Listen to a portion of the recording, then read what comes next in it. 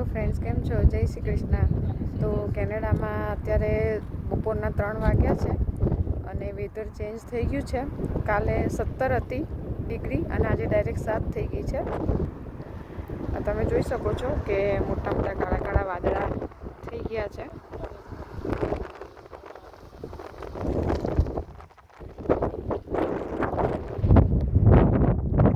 છોકરાઓની school bus આવવાની તૈયારી થઈ ગઈ છે અને વિન્ડી વેધર છે.